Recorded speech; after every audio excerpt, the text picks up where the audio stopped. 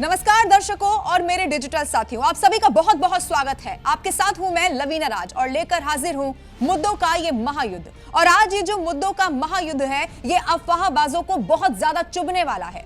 आज मैं उनकी पोल आपके सामने खोल कर रख देने वाली हूँ। आज मैं इस शो के जरिए उनके पेट्रोल और गैस पर फैलाए भ्रम से पर्दा उठाने वाली हूँ। और आप मेरे डिजिटल साथियों, आप मेरे साथ आज आखिर तक जुड़े रहिएगा, क्योंकि मैं इस शो के जरिए आपको आखिर तक ये समझाने वाली हूं कि हमारे देश में कुछ बंद नहीं होने वाला है। अगर कुछ बंद होने वाला है तो वो है इन अफवाहबाजों की दुकान। आइए सबसे पहले आपको ग्राफिक्स के जरिए झूठ और सच्चाई के बीच का फर्क आज क्या सामने आ रहा है वो दिखाती हूं। ये देखिए, अफवाह ये है कि पेट्रोल नहीं मिल रहा है, लेकिन सच्चाई ये है कि पेट्रोल हर जगह मिल रहा है। अफवाह फैलाई जा रही है कि पेट्रोल की कमी होने वाली है, लेकिन सच्चाई ये है कि कोई पेट्रोल की कमी नहीं होगी। हमारे पास भरपूर स्टॉक है साथियों। इसके अलावा अफवाह ये है कि कुछ दिनों में हालात बहुत ज्यादा खराब हो जाएंगे, पैनिक हो जाएगी, लेकिन ऐसा कुछ नहीं होने वाला। सच्चाई आपके सामने है, पेट्रोल डीजल का पर्याप्त स्टॉक इस वक्त हमारे देश में मौजूद है। अफवाह यह भी है कि थोड़े दिन में सप्लाई बंद हो जाएगी। हो सकता है आपने आसपास से सुन भी लिया हो, लेकिन सच यह है कि इस सप्लाई के पूरे इंतजाम इस वक्त हमारे देश में मौजूद है। अफवाह यह भी फैलाई जा रही है, युद्ध लगातार बढ़ रहा है, संकट और ज्यादा बढ़ जाएगा, लेकिन सच्चाई यह है कि इन हालातों से निपटने की पूरी तैयारी हमारे देश में है, हमारी सरकार पहले ही कर चुकी है। इसीलिए सवाल अब आपसे भी यहां पर होगा कि इस शो को देखने के बाद क्या आप इन अफवाहबाजों पर विश्वास करना चाहते हैं क्या? इसीलिए आइए इसी मुद्दे पर, डंके की चोट पर, आज उन अफवाहबाजों से, उन झूठे लोगों से उनकी दुकानें बंद कराते हैं, उनसे सवाल करते हैं। और आइए शुरू करते हैं मुद्दों का ये महायुद्ध। और आइए जो मेहमान आज हमारे साथ मौजूद रहने वाले हैं उनसे सबसे पहले आपका तारुफ करा देती हूं। इस वक्त हमारे साथ मौजूद हैं, आपको नजर आ रहे होंगे, all India petrol pump association के हेड हैं अजय बंसल जी। सर बहुत स्वागत है आपका। और साथ ही मुझे नजर आ रहे हैं आशुतोष कर्नाटक जी भी हमारे साथ मौजूद है, एक्स चेयरमैन एंड एमडी हैं गेल इंडिया लिमिटेड के। आप दोनों का सर बहुत बहुत स्वागत है। आशुतोष जी, मैं सर आपके साथ यहां पर शुरुआत करना चाहती हूं। सरकार ने संसद में कह दिया, बार बार ये बताया जा रहा है किसी तरह का कोई संकट नहीं है, लोग समझ क्यों नहीं रहे? नहीं, सरकार क्या करे? मतलब घर घर जाकर तो नहीं बता पाएगी ना कि आपको डरना नहीं है, पेट्रोल पर्याप्त है। इतनी लंबी लंबी कतारें, ये कौन फैला रहा है सर अफवाह? देखिए, ये हम लोग ना परसेप्शन जीवी है। परसेप्शन जीवी ये होता है कि भाई किसी ने एक बात कही और उसको आप और बड़ा से बड़ा करते रहे। मैं आपको एक डेटा देता हूँ, बहुत बड़ा डेटा देता हूँ। वो डेटा इस तरह है कि भाई हमारी जो रिफाइनिंग कैपेसिटी है, जो पेट्रोल आता है वो हमारी रिफाइनरी में आता है। जो रिफाइनरी पीएसयू की रिफाइनरी है, प्राइवेट सेक्टर की रिफाइनरी है, उसमें आता है। और उसकी जो कैपेसिटी है वो करीब करीब 250 मिलियन मीट्रिक टन है, जो करीब करीब 5.5 बिलियन बैरल पर डे के हिसाब से आती है। वही हमारी पर दिन की रिक्वायरमेंट ऑयल की भी है, 5.6 मिलियन बैरल पर डे। और हमारे पास जो स्टॉक है वो करीब करीब 75 डेज का है। 9 से 10 दिन का स्टॉक हमारे पास ऑयल रिजर्व का है, जो कैरवेन हमारे जो धरती के नीचे है, विशाखापट्टनम में है, पैदूर में है और मैंगलोर में है। उनकी करीब करीब 10 से 12 दिन की हमारी अवधि होती है। और उसका रिफाइनरी का अपना एक स्टोरेज होता है। उनके आपने देखा होंगे बड़े बड़े से टैंक होते हैं, जब आप कभी ट्रेवल करते होंगे रिफाइनरी के आसपास से। उनके पास 65 डेज का है, तो यानी कि 75 डेज का स्टॉक हमारे पास होना चाहिए। अब युद्ध को दिए हुए अभी कितना दिन हो गया? अभी कम से कम 24-25 दिन हो गए, 27। हाँ। तो हमारे पास 27 दिन, तो हमारे पास 75 डेज का स्टॉक होना ही होना चाहिए, ये तय बात है। और इसी बीच में जो हमारी, अगर माना हॉर्मुज से हमारी ऑयल नहीं भी आ रही है, तो भी हम लोगों ने इंपोर्ट के ऑर्डर किए। वो इंपोर्ट के ऑर्डर भी इस महीने आखिरी तक आने चालू हो जाएंगे। तो ऑयल क्राइसिस का ये तो मेरे भी थोड़ा समझ के परे है। अभी देखते हैं हमारे जो दूसरे पैनलिस्ट हैं उनका क्या विचार है इसमें। ठीक है, और इसीलिए सर अब मेरा अगला सवाल उन्हीं से रहेगा। अजय जी, आप तो सर इसको बहुत बेहतर तरह से बता सकते हैं। पेट्रोल पंप की स्थिति हम देख रहे हैं, कतारों में लोग लड़े। उत्तर प्रदेश में तो एक तस्वीर आ गई, आपस में लड़ाई हो गई लोगों की। सर मेरा सवाल आपसे पहला यही है, संकट किसी तरह का आपको नजर आ रहा है क्या? देखिए, एज फार एज आज के दिन जो स्थिति है, जैसे कि हमारे साथी ने बताया कि पेट्रोल की कोई किल्लत नहीं है, पेट्रोल की सप्लाई की कोई किल्लत नहीं है। एक तो भ्रम जो है, जैसे कि एक माहौल जो बना हुआ है कि सब कुछ हो जाएगा, कुछ प्रॉब्लम आ सकती है, कुछ शॉर्टेज हो सकती है, इस टाइप के माहौल के अंदर एक पैनिक आया लोगों में। दूसरा जो सबसे बड़ा एक कारण जो हमारी तरफ से हमें फेस करना पड़ रहा है वो है प्राइवेट प्लेयर्स। जो हमारे प्राइवेट प्लेयर्स हैं, आप जानते हैं कि जैसे कि आप हुआ क्या रहा है, जैसे 5 दुकानें थी किसी चीज को सप्लाई करने के लिए, तो उनमें से 2 दुकानें प्राइवेट थी और 3 दुकानें सरकारी थी। तो सरकार तो अपना दायित्व निभाते हुए वो पेट्रोल डीजल की डिमांड पूरी कर रही है। जो 2 प्राइवेट प्लेयर्स हैं जो कि हमारे रिलायंस और नायरा थे, उन लोगों को क्योंकि आज जो है एक बहुत बड़ा 52 रुपए के करीब का पर लीटर का एक जो है वो घाटा ऑयल कंपनीज को पड़ रहा है बिकॉज ऑफ जो डॉलर के प्रति जो हमारा रुपए की स्थिति है, जो हमारा बहुत भयंकर क्रूड बास्केट का रेट जो है वो गिरा है। दूसरा जो है वो आपका जो मेन मुद्दा है हमारा कि हमारा क्रूड का दाम बढ़ रहा है। तीसरा जो आपकी आज क्रूड की कीमत इतनी ज्यादा ऊपर नीचे हो रही है कि जिससे कि दाम नहीं बन पा रहा है। तो वो जो हमारे 2 प्राइवेट प्लेयर्स थे उन्होंने एक अपनी डिस्करेज की है सेल, तो वो सेल जो है कहीं पर एडजॉइनिंग दूसरे पंपों पर आ गई है। पहले आपने देखा होगा कि रिलायंस पे बड़े बड़े बोर्ड लगे थे 2 रुपए सस्ता सरकारी तेल कंपनियों की, जो खत्म नहीं हो रहा है ना।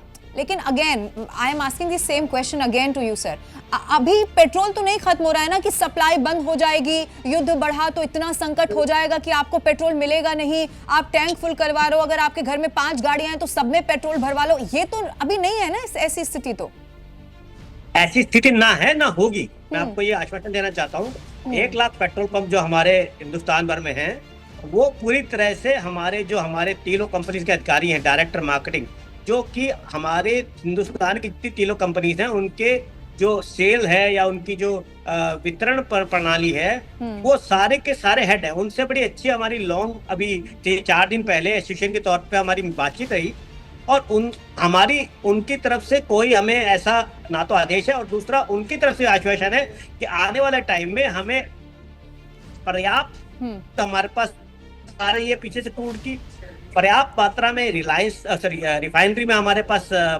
ये प्रोडक्ट अपने अवेलेबल है और पर्याप्त मात्रा में जितना पेट्रोल पंप पर जिसकी जितनी जरूरत है वो भेजा जाएगा। ठीक है, तो ओके आशुतोष जी, कोई पैनिक की जरूरत नहीं है। ठीक है, ये बहुत इंपॉर्टेंट है अजय जी समझना कि ये जो पैनिक की सिचुएशन इस वक्त क्रिएट की जा रही है इससे बहुत ज्यादा सावधान रहना होगा। इसीलिए हम भी जी न्यूज के जरिए लोगों को यही बता रहे हैं, अगर आपको कोई अफवाहबाज यहाँ पर कहता है कि पेट्रोल की कमी हो जाएगी तो अब आपको उसको आईना दिखा देना है। आशुतोष जी सर, अब मेरा गैस को लेकर भी सवाल है, कॉमर्शियल गैस की इस वक्त दिक्कत हो रही है सर, इससे इनकार नहीं किया जा सकता है, व्यापारी परेशान हो रहे हैं, हालांकि उसको भी सॉल्व करने की कोशिश हो रही है, लेकिन सवाल तो उन कंपनियों से या फिर उन लोगों से, उन काला बाजार जो चला रहे हैं उनसे भी होना चाहिए ना कि अगर 5 सिलेंडर हैं, 2 कैसे आप ज्यादा भाव पर बेच रहे हैं और जो ये इस वक्त गैस छुपा रहा है, ये तेल की जो कमी लोगों तक पहुंचा रहा है, उन पर भी तो कार्रवाई होनी चाहिए ना, छापे पड़ने चाहिए ऐसी जगहों पर। आशुतोष जी देखिए क्या है कि ना, देखो कुल मिला के कहीं ना कहीं हम लोग कन्वर्ट करते हैं राष्ट्रीयता के ऊपर कि भाई हमारा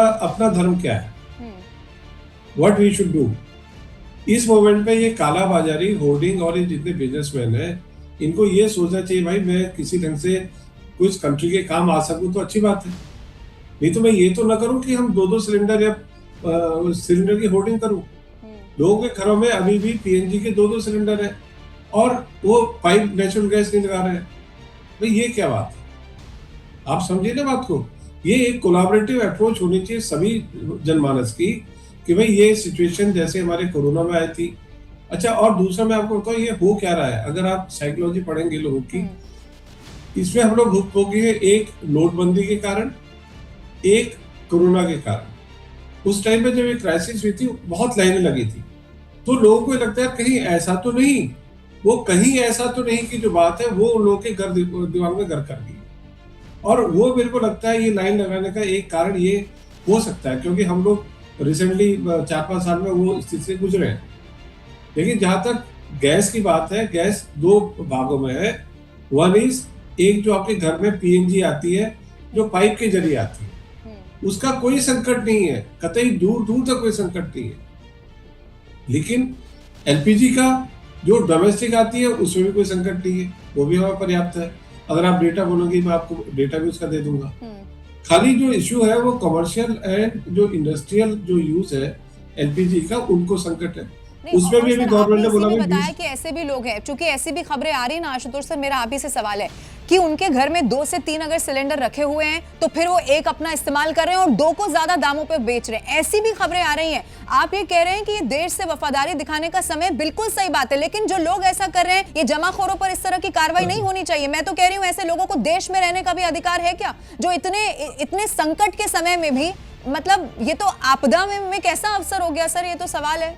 बट ये हर एक को समझ होनी चाहिए भाई, आप समझो ना, इतनी बड़ी क्राइसिस चल रही है, ये बात सही है कि एलपीजी क्राइसिस है, इसमें दो राय नहीं है, तो हम कैसे कंट्रीब्यूट कर सकते हैं। जैसे हमने अपने घर में बोला कि हम 10% जो है वो एनर्जी कम खर्च करेंगे, पीएनजी आती है हमारे तो भी हम कम खर्च करेंगे। सॉरी, तो ऐसे जो बाकी लोग हैं वो क्यों नहीं सोचते। और ये देखिए, ये काम वहां की जो लोकल मीडिया है और जो लोकल लीडर्स है, लोकल जो कलेक्टर है, उनका होना चाहिए। उनको माइक लेके, जैसे लोग जाते हैं कि भाई ऐसा हो गया वैसा हो गया, माइक लेके ये लोग क्यों नहीं जाते हैं भाई। आपको गांव के लोगों को, जो मिडिल क्लास के लोग हैं, उनको समझाना पड़ेगा, सही बात है कि भाई देखिए क्राइसिस नहीं है। और मेरे आज से एक समझ बात है, मैं कि आईओसी के चेयरमैन, बीपीसीएल के चेयरमैन और एचपीसीएल के चेयरमैन, ये लोग बाहर एक मीडिया को क्यों नहीं बाइट देते कि भाई सब कंट्रोल में है, और डेटा क्यों नहीं देते हैं लोग। There has to be data display.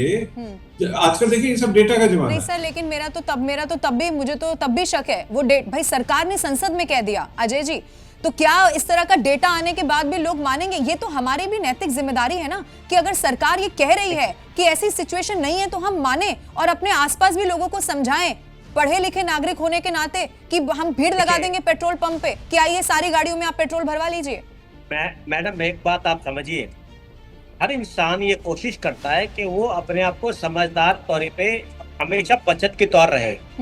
हमारे पेट्रोल पंपों पर कभी भी आप ध्यान दें तो कभी भी, जैसे कि आप मीडिया वाले, जैसे रात को हमारे यहाँ पे 12 या 6 बजे से हमारे पेट्रोल के दाम बढ़ते हैं तो उसको लागू किया जाता है थोड़ी देर बाद, मीडिया में पहले खबर आ जाती है।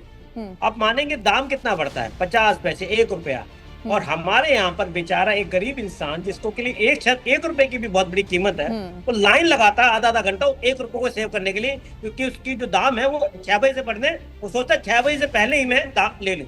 किसी आदमी का, देखिए इंसान हर तरह से अपने पैसे बचाने की कोशिश करता है। और 2 किस्म की प्रॉब्लम आ रही है। एक तो ये कि किसी को अब ये वहम हो रहा है कि सब दाम बढ़ेंगे, क्योंकि दाम क्रूड के बढ़ गए हैं, दाम बढ़ेंगे। वो सोचता है पहले मैं अपना घर पे जितना ले सकता हूँ, जो बचत है, चाहे 50 रुपए की बचत है। एक तो एक इंसान की हैबिट होती है कि वो सोचता है जब मैंने बचत की तो मैं समझदार हूँ, तो वो आप समझिए कि वो सोच के चलता है कि यार मैं 2 समझदारी से 10 रुपए बचा रहा हूँ, तो मेरी एक मेरी ये एक वो है, मतलब मैं समझदार हूँ। बुराई भी नहीं है सर, अगर आप बचत कर रहे हैं, आप इसमें कोई बुराई नहीं, लेकिन सर पैनिक क्रिएट करना तो गलत है ना अजय जी। गलत है मेरे हिसाब से। देखिए इंसान को हर जगह पर नहीं सर, मैंने काला बाजारों के लिए कहा, मैंने नहीं सर, मैंने सर, मैंने उन जमाखोरों के लिए कहा, आप दाम देखिए जो ब्लैक में सिलेंडर बिक रहा है, हर दिन छापे मारे, मैंने उन लोगों के लिए कहा, मैंने बचत करने वालों के लिए नहीं कहा। मैं तो कह रही हूँ आप 50 रुपए बचा सकते हैं, आप 100 बचाइए, लेकिन वो लोग जो डबल दामों पर बेच रहे हैं सर, वो तो देश के वफादार नहीं है ना, उनको कैसे वफादार कहा जाएगा। यही बात मैडम आप बोल रही हैं, जिसकी आपको इस बात के लिए कि हमें किसी प्रकार की बचत करनी है, हर जगह पर कुछ ना कुछ कर्ज परसेंटेज पे कोई ना कोई जो आपदा का फायदा लेने के लिए लोग आ जाते हैं। वो एक हमारे यहाँ पर एक सरकार बड़ी तरीके से तत्पर है, उनको पकड़ने के लिए पकड़ रही है। मैंने हम काला बाजारी को कैसे रोकें, सरकार भी कर रही है, हम भी करेंगे। हमारी भी फर्ज है कि उन लोगों को डिस्करेज करें, हम लोगों को साथ के साथ उन लोगों से महंगा नहीं खरीदे, कंप्लेंट करें कोई ऐसा काम कर रहे हैं। लेकिन इस चीज के लिए हमें भी थोड़ा सा तत्पर रहना पड़ेगा कि हमें उन चीजों को बढ़ावा नहीं देना कि हमें ब्लैक में लेना पड़े, उपलब्धता करानी पड़ेगी अच्छे से, जो है लोगों को अवेलेबल रहे चीजें, जिससे कि उनको परेशानी ना है। इसीलिए सर मैंने इसीलिए कहा आशुतोष जी, इसीलिए मैंने आपसे जब सवाल किया और जब मैंने आपको कहा तो मैंने यही कहा कि सरकार पूरी कोशिश कर रही है। देखिए हमारे जो, अगर क्रूड ऑयल की बात करेंगे, जो विकल्प, अगर हॉर्मुज पे हमारे शिप फंस गए तो हमने और विकल्पों को बढ़ाया, हमने और विकल्पों को, आप देखिए हमने तो पड़ोसी देशों की मदद तक आशुतोष जी कर दी। इसीलिए मैं कह रही हूँ, जो देश में रहते हैं ऐसे समय पर जब मदद का हाथ आगे बढ़ाना चाहिए, वो अपने ही देश के लोगों को लूट रहे हैं सर। देखिए ये होता क्या है ना, अगर आप मेरे साथ सब काम कर रही है और मैं आपको कोई चीज बोल रहा हूँ, आपके बात समझ में आ जाती है, एक दूसरा बंदा काम कर रहा है, उसको भी मैं समझा रहा हूँ, उसे समझ में नहीं आती। ये होता है ट्रस्ट डेफिसिट। ये कहीं ना कहीं मेरे को लगता है कि जो ऑर्गेनाइजेशंस है उनका ट्रस्ट डेफिसिट हो गया है, जिसको लोग समझ नहीं पा रहे हैं। और लोग समझते हैं कि नहीं यार, ये तो भाई हमको बेवकूफ बना रहे हैं। और जैसा हमारे साथी ने बताया, बिल्कुल सही बताया, कि उसको लगता है अरे यार कल से दाम बढ़ जाएंगे। एक हवा मार्केट में आ गई या कहीं न्यूज पेपर में आ गया कि कल से दाम बढ़ जाएंगे, तो उसने अपना ऑटो पकड़ा, स्कूटर पकड़ा, चल दिया पेट्रोल पंप में। उसको चाहे सही में 10 रुपए की बचत हो, 15 की बचत हो, उसे अभी कल से दाम बढ़ने वाला है, कल से किसी ने ये छोड़ दिया कि कल से तेल नहीं मिलेगा। तो कहीं ना कहीं मेरे को लगता है भ्रामक सी स्थिति पैदा करने वाले जो मीडिया लोग भी है, जो अखबारों में लिखते हैं, उनके ऊपर कोई सजा होनी चाहिए कि भाई आप ऐसी बातें क्यों फैला रहे हो।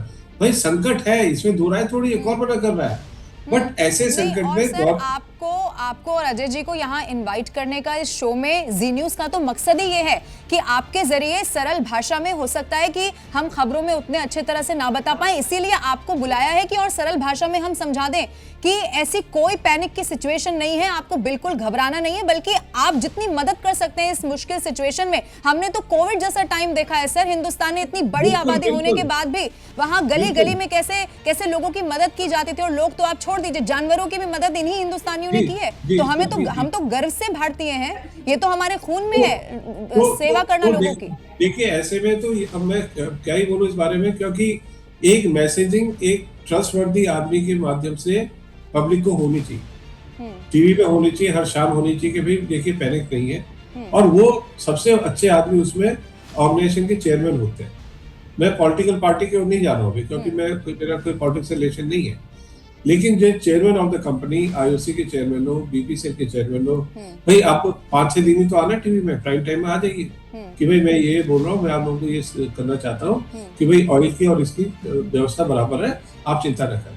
दूसरा जो मैं कल भी आपको बोला था, कल या परसों जब भी हम लोग का सेशन था, कि इसमें पब्लिक डिस्ट्रीब्यूशन सिस्टम इनको लगाना चाहिए फॉर एलपीजी, ताकि पब्लिक डिस्ट्रीब्यूशन में क्या है कि आप अपना कार्ड वार्ड लेके जाइए, राशन कार्ड लेके जाइए, कैसे जाइए, ताकि एक जरूरतमंद आदमी को कम से कम सिलेंडर मिले। और आजकल तो एआई का जमाना है, आपके पास डेटा है कि भाई इसे सिलेंडर कब भरवा है, क्या किया क्या नहीं किया। तो वो देखिए ये आपको कार्य करने ही पड़ेंगे, क्योंकि ये क्राइसिस मेरे ख्याल से 1 महीना और चलेगा। 1 महीने जब तक हमारा इम्पोर्टेड एलपीजी नहीं आएगा यहाँ पर, तब तक ये क्राइसिस चलेगा, और ये क्राइसिस और भी एक रूप ले सकता है। तो देयरफॉर आज ही हमको instead of reactive we need to be proactive. हमारी जो ऑर्गेनाइजेशंस है they need to be proactive, और वो प्रोएक्शन में क्या क्या उनको मैनेजमेंट सिस्टम करने हैं, कैसे उनको अर्ली वार्निंग सिस्टम को देखना है, जैसे ये अभी आ रही है तो आगे क्या ऐसा हो सकता है, क्या करें। एक इसका रिस्क मैनेजमेंट मॉड्यूल बनता है पूरा, वो रिस्क मैनेजमेंट मॉड्यूल का मिटिगेशन सिस्टम बनता है, वो अभी कार्य करने की आवश्यकता है। ठीक है, और मैं तो ये कहती हूँ जितना लोगों को आप समझा पाए, जो भी आपका माध्यम हो सकता है उसके जरिए लोगों को आपको कम से कम ये समझा देना चाहिए कि कोई पैनिक आपको इस वक्त करने की जरूरत नहीं। अजय जी, कई सारे पेट्रोल पंप की स्थिति सर हमने तस्वीरों में देखी, आप बेहतर इसको बता पाएंगे। एक दिन में इतनी भीड़ आ गई कि कल यानी कि अगले दिन जो तस्वीर आई, पेट्रोल पंप खाली थे, यानी कि कई बार स्टॉक आने में भी यानी कि मुश्किल हो रही है। सर इस तरह की सिचुएशन आ रही है तो कैसे अब उसको हैंडल किया जा रहा है, क्या वहां पर सिचुएशन हो रही है ऐसी जगहों पर? मैं आपको बताऊं कि अभी जैसे कि नायरा ने, जहां तक मुझे पता चला कि 5 रुपए पर लीटर पेट्रोल के दाम बढ़ाए हैं और 3 रुपए डीजल पे। ये खबर शायद कल सुबह की है, जिससे कि उनकी एक कंपनी और रिलायंस ने, तो उनको भी 52 रुपए पर लीटर का नुकसान हो रहा है। तो इस टाइप की खबर रही कि दाम बढ़ने वाले हैं। और जब दाम बढ़ने वाले का मैंने आपको बताया कि हमारा एक्सपीरियंस रहा है, जैसे कि हमारे साथी बता रहे थे कि भी दाम बढ़ने का और इन 2 चीज़ों का कि पेट्रोल की किल्लत रहेगी नहीं रहेगी, इस बात के लिए 3 डायरेक्टर मार्केटिंग ने हमें बुलाया कि सब हम तो अपने काम में लगे, प्लीज़ आप लोगों में जाइए। तो मैं उनको अप्रिशिएट करूंगा कि उन्होंने बॉम्बे बुलाया, तीनों ऑयल कंपनी के डायरेक्टर मार्केटिंग, एग्जीक्यूटिव डायरेक्टर जो रिस्पॉन्सिबल हैं, उनसे खूब लंबी बात हुई, करीब 2 घंटे। और इस बात के लिए चर्चा रही कि भाई आने वाले टाइम में आज ठीक है, हो सकता है कल खराब हो जाए। ठीक है अजय जी, कुछ नेटवर्क का इशू है, मैं फिर से आपके पास आऊंगी। आशुतोष जी, अगर इसी पे आपको सर कोई कमेंट करना है तो। मैं इसमें ये बोलना चाह रहा हूँ ना, जैसे देखिए अभी ऑपरेशन सिंदूर हुआ था, तो ऑपरेशन सिंदूर के बाद जितने भी हमारे आर्मी के सब कमांडर्स थे, जो टॉप उनके PRO बोलते हैं या जो भी ऑफिशियल बोलते हैं, जो टॉप ऑफिशियल देखे, चाहे वो एयर डिफेंस के थे, नेवी के थे और आर्मी के थे, और उन्होंने अपनी स्थिति समझाई कि भी हमने ऑपरेशन सिंदूर को ऐसे जीता। ऐसे ये डायरेक्टर मार्केटिंग, तीनों डायरेक्टर मार्केटिंग क्यों नहीं प्रेस कॉन्फ्रेंस कर सकते हैं? मैं ये बोलना चाह रहा हूँ भाई, जब तक मैसेज पब्लिक में जाएगा नहीं फ्रॉम प्रॉपर अथॉरिटी, तब तक होगा नहीं ये। ठीक है, यानी कि उसके बाद पैनिक की थोड़ी सिचुएशन कम जरूर हो सकती है। अच्छा सर, ये बताइए, अब खबर ये है कि वहाँ आई एम श्योर आपने देख ली होगी, अराक्ची ने वहाँ ईरान में कहा है कि दोस्तों के लिए हॉर्मुज खुला है, यानी कि अब जो शिप वहां पर फंसे हुए हैं वो यहाँ वापस आ सकते हैं। आप इसको अब कैसे देख पा रहे हैं कि जो, चूंकि हम क्रूड ऑयल की यहाँ पर बात कर रहे हैं, कितने दिन में जो स्थिति हम देख, जैसे आपने कहा 75 डेज का स्टॉक हमारे पास होना चाहिए, इधर से आगे आप इस युद्ध की स्थिति को देखते हुए या अराक्ची के स्टेटमेंट को देखते हुए तेल को लेकर भारत में क्या देख रहे हैं स्थिति? देखिए, तेल को लेकर जो मैंने एनालिसिस करी उसके हिसाब से बहुत संकट हमको है नहीं, हमको वरी नहीं करना चाहिए। हाँ, लेकिन यह कि जो भी तेल जिसके पास था, माना नायरा के पास, रिलायंस के पास होगा, अभी वो स्पॉट में खरीद रहे होंगे तो उन्होंने प्राइस बढ़ाया, वो उनका कमर्शियल डिसीजन है।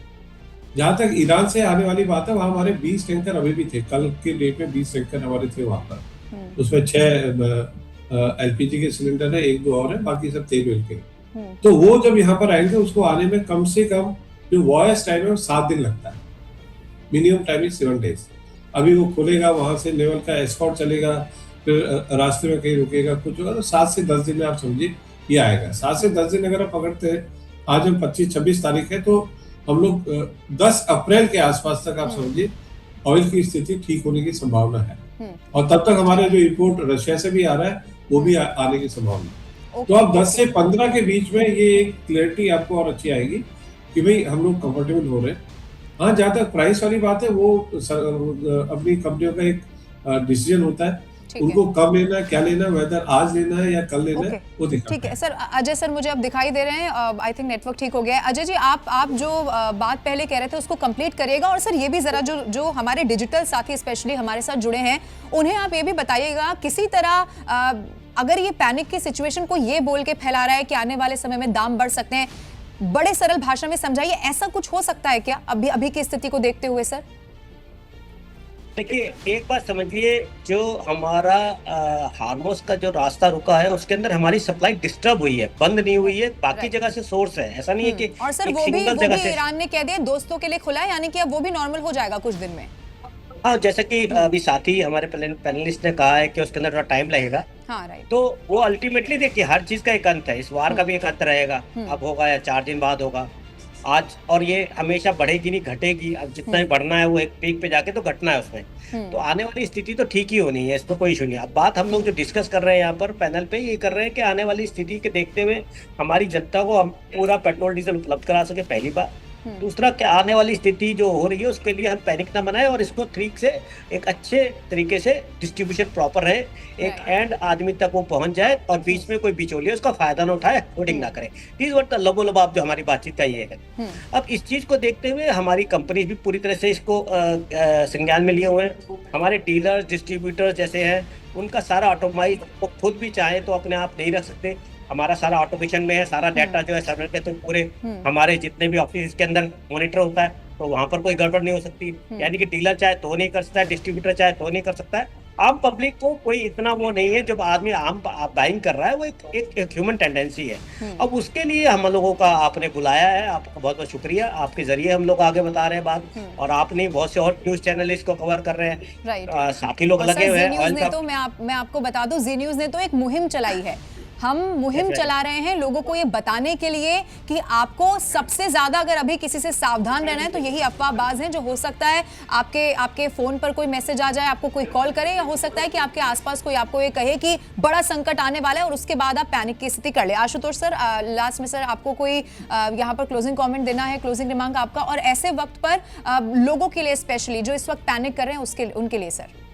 नहीं, लोगों के लिए तो देखिए मैं यही बोलूंगा कि सोचो समझो तभी आगे बढ़ो, क्योंकि ये एक अपना दिमाग लगाइए, आप एक जनरल पब्लिक के साथ बच जाइए।